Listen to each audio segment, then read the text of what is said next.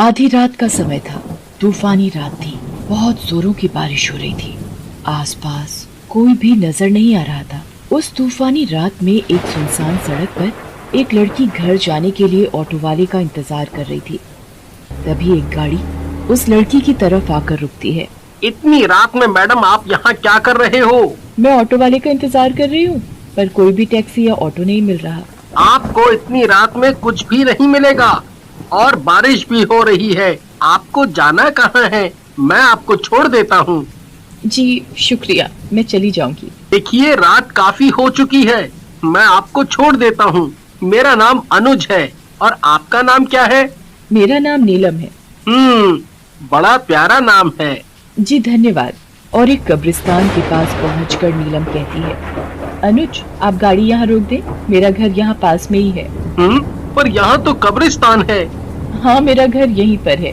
और अनुज गाड़ी रोक देता है। नीलम गाड़ी से उतरकर जाने लगती है और तभी उसकी नजर घड़ी पर पड़ती है और तभी वो नीलम को आवाज लगाता है, नीलम नीलम नीलम। पर नीलम अनुज की आंखों के आगे गायब हो जाती है।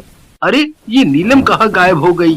और अनुज अपने घर चला जाता है। घर पहुंचकर वो घड़ी की तरफ देखता है और कहता है, अरे ये कैसी घड़ी है, इतनी पुरानी, इसका डिजाइन भी अजीब सा है। और ये कहकर वो घड़ी टेबल पर रख देता है और सो जाता है। कुछ समय बाद अनुज को सोते समय कुछ अजीब सा महसूस होता है। अचानक अनुज को सोते सोते पसीना आने लगता है और अनुज को घबराहट और बेचैनी होने लगती है और उसकी आंख खुल जाती है तो वो देखता है कि पंखा अपने आप चलने लगता है, लाइट अपने आप जल जाती है और अपने आप बंद हो जाती है। तभी बाथरूम से पानी की आवाजें आने लगती हैं। अनुज कहता है, ये अचानक क्या हो रहा है? वो बाथरूम का दरवाजा बंद करने के लिए जाता है तो देखता है कि पानी की जगह नल में से खून निकल रहा है। वो डर कर बाथरूम से निकलता है तो देखता है कि घड़ी में से एक डरावनी चुड़ैल निकलती है और उसका गला पकड़ लेती है। अनुज चीखता है पर उसकी आवाज नहीं निकलती। चुड़ैल बड़ी ही भयानक और डरावनी लग रही थी। उसकी आंखों से खून टपक रहा था। उसकी आवाज बड़ी डरावनी थी। तभी अनुज कहता है, कौन कौन हो तुम मुझे मारना क्यों चाहती हो? मुझे छोड़ दो। मैंने तुम्हारा क्या बिगाड़ा है?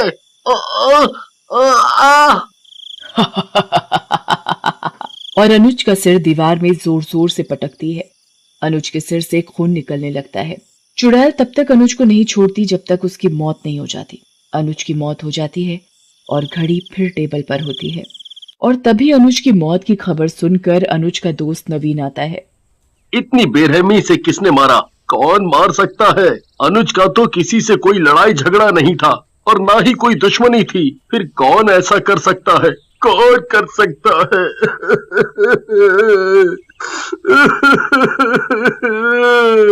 मीना, मीना। जी अभी आई। मीना, बहुत जोरों की भूख लगी है, खाना लगा दो। जी अभी लगाती हूँ। मीना नवीन को आवाज लगाती है, खाना लग गया है, आ जाओ खाना खा लो। नवीन हाथ मुंह धोकर खाना खाने बैठ जाता है। तभी मीना कहती है, अरे ये घड़ी कहाँ से लाए?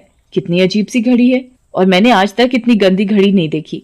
और ये कहकर मीना घड़ी को जोर से पटक कर टेबल पर रख देती है और किचन में बर्तन धोने चली जाती है। तभी अचानक मीना को कुछ अजीब सी आवाजें सुनाई देती हैं, जैसे कोई रो रहा हो। मीना सुनने की कोशिश करती है पर रोने की आवाजें बंद हो जाती हैं। फिर मीना अपने काम में लग जाती है। तभी रोने की आवाजें फिर सुनाई देने लगती हैं। अरे ये आवाज तो घड़ी में से आ रही है। मीना घड़ी उठाती है।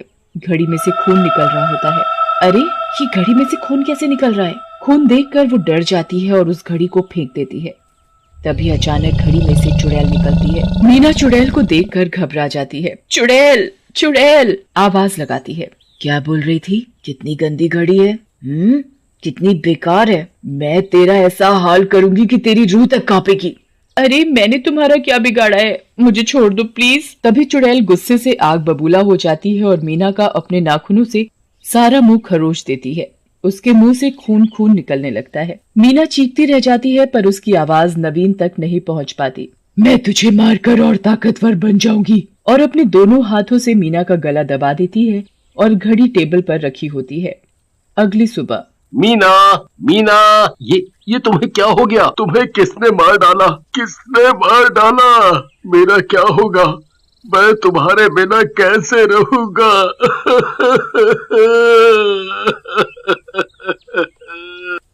नवीन जोर जोर से रोने लगता है। मीना की मौत भी एक रहस्य बनकर रह जाती है। उसकी मौत का किसी को पता नहीं चलता कि आखिर मीना की मौत हुई तो कैसे हुई। और कुछ दिनों बाद एक रात एक चोर चोरी करने के लिए नवीन के घर में घुसता है। अरे यहाँ तो काफी कीमती सामान रखा हुआ है। जो भी कीमती सामान है मैं उठाकर थैले में डाल लेता हूँ। इसके तो दाम भी बहुत अच्छे मिलेंगे। चोर सारा कीमती सामान थैले में डाल चुका होता है, तभी उसकी नजर टेबल पर रखी घड़ी पर पड़ती है। अरे ये कैसी घड़ी है? ये तो बहुत पुरानी लगती है। इसके तो बहुत दाम भी मिलेंगे। मैं इसे बेचकर अमीर बन जाऊंगा और आराम से ऐश की जिंदगी जीऊंगा। मुझे चोरी भी नहीं करनी पड़ेगी और मेरी धर्मपत्नी भी खुश हो जाएगी। चोर नवीन के घर से सारा कीमती सामान और घड़ी चुरा कर निकल जाता है और घड़ी के साथ साथ चुड़ैल भी चोर के पीछे पीछे चलने लगती है। तभी रास्ते में उसे लगता है जैसे कोई उसका पीछा कर रहा हो। चोर पीछे मुड़कर देखता है, कोई नहीं होता। चोर जल्दी जल्दी चलने लगता है, तभी एक हाथ आकर उसकी गर्दन पर पड़ता है। अरे कौन है भाई? पीछे देखता है, कोई नहीं होता। कौन परेशान कर रहा है? लगता है मुझे आज ज्यादा चढ़ गई है। तभी चोर बीड़ी पीने के लिए माचिस जलाता है। आग को देखकर चुड़ैल गायब हो जाती है। चोर भी अपने घर पहुंच चुका होता है और अपनी पत्नी को आवाज लगाता है। अरे चमेली, सुनती हो? देखो आज बहुत ही तगड़ा माल हाथ लगा है।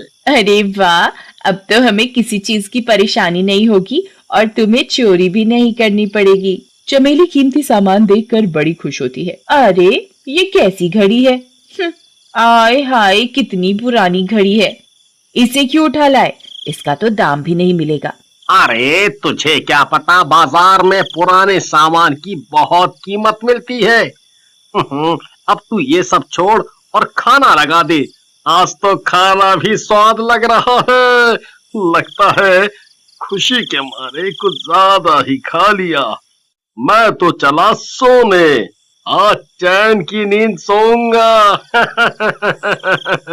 हाँ हाँ, सो जाओ, मुझे तो अभी रसोई का काम निपटाना है। और चमेली रसोई में बर्तन धोने लगती है। तभी पीछे से चुड़ैल चमेली की चोटी पकड़कर खींचती है। अरे क्या हुआ? मेरी चोटी क्यों खींच रहे हो? पर कोई नहीं बोलता। अब क्या तुम्हारे मुंह में दही जम गई है? काम करने दो, बहुत काम पड़ा है और तुम्हें मजाक सूझ रहा है। पर कोई आवाज नहीं आती। चमेली पीछे मुड़कर देखती है तो उसके होश उड़ जाते हैं। एक भयानक चुड़ैल उसके पीछे खड़ी है। एक हाथ निकलकर चमेली की गर्दन पकड़ लेती है। क्या बोल रही थी? मैं कितनी पुरानी खड़ी हूँ और बेकार भी, मेरे कोई दाम भी नहीं देगा। चमेली का गला और जोर से घोटने लगती है। तुम कौन हो? मुझे छोड़ दो, मुझे मत मारो। छोड़ दूं? नहीं, कभी नहीं, मैं तुझे मार डालूंगी। जैसे ही चुड़ैल चमेली का सिर दीवार में मारती है तो चमेली का हाथ लालटेन पर लग जाता है और आग निकलने लगती है। आग देखकर चुड़ैल गायब हो जाती है। अजी सुनते हो? अरे मुझे चुड़ैल से बचाओ, ये चुड़ैल मुझे मार डालेगी। अरे भगवान, क्या हुआ? क्यों चिल्ला रही हो जैसे कोई चुड़ैल देख ली हो? हाँ हाँ, चुड़ैल ही है। और चमेली अपने पति को सारा वाकया बताती है और कहती है, कल ही हम तांत्रिक बाबा के पास चलेंगे। मैं एक पहुंचे हुए बाबा को जानती हूँ, वो ही हमें इस चुड़ैल से पीछा छुड़ा सकते हैं। अगले दिन तांत्रिक बाबा के पास पहुंचकर, बाबा हमें बचाओ, इस घड़ी में चुड़ैल है, ये तो हमारी जान के पीछे हाथ धोकर पड़ी है। क्या हुआ बालिके, तुम ऐसे क्यों कह रही हो? इस पुरानी घड़ी में ऐसा क्या है? बाबा, जो भी इस घड़ी की बुराई करता है, घड़ी उसे मार डालती है। ऐसी बात है क्या? चलो मैं भी इस घड़ी की बुराई करके देखता हूँ। बाबा भी घड़ी की बुराई करने लगते हैं। हाय हाय हाय हाय हाय हाय, ये कैसी घड़ी है? इतनी बुरी घड़ी तो मैंने आज तक अपनी जिंदगी में नहीं देखी। तभी घड़ी से चुड़ैल निकलकर बाबा के सामने आ खड़ी होती है।